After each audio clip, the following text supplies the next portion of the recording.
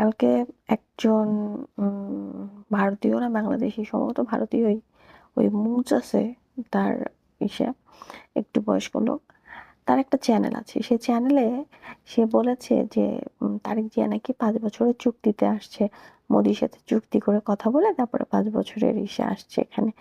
ভাই, মোদি কি এত গাধা যে 5 বছরের চুক্তিতে তারেক জিয়ারে পাঠাবে? প্রথমত তারেক জিয়া বিএনপির লোক, আমি ভালো একজন আর আমরা মেয়ে মানুষে আমরা তাদের বিরুদ্ধে কোনো কথা বলার মতো স্পর্ধা করি না। ছেলে হলে একটা কথা ছিল, আমি মেয়ে মানুষ, আমার এত স্পর্ধা নাই যে আমি তার বিরুদ্ধে এরকম কোনো বার্তা দিব বা কথা বলবো। কিন্তু যে কোনো কথা আপনারা যদি কখনো কোনো কিছু ছড়ান, একটু সততার সাথে কথা বলবেন। আপনি যে বেহুদি মানুষকে ভিডিও খাওয়ানোর জন্য এই ধরনের বাজে মন্তব্য দেন না, এগুলো একদমই বাজে বাজে বাজে কন্টেন্টের ধরন ভালো করেন।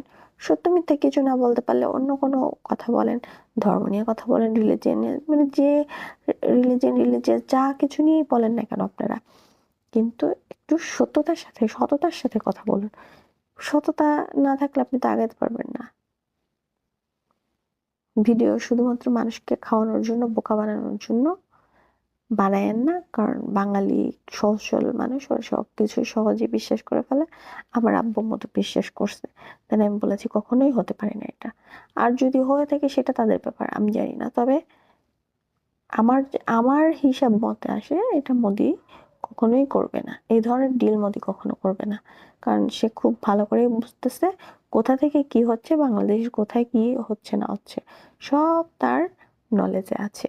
সো এই ধরনের কথা না, আপনারা ভারতীয় হয়েও এই ধরনের কথা ছড়ায়েন না, বাজে মন্তব্য করেন না যে আমাদের দেশে এগুলোর এফেক্ট করে, এগুলো নিয়ে দরকার নেই তো। আপনারা আপনার মতো থাকুন, আমরা আমাদের মতো থাকি, দরকার কি এত বাজে মন্তব্য ছড়ানোর?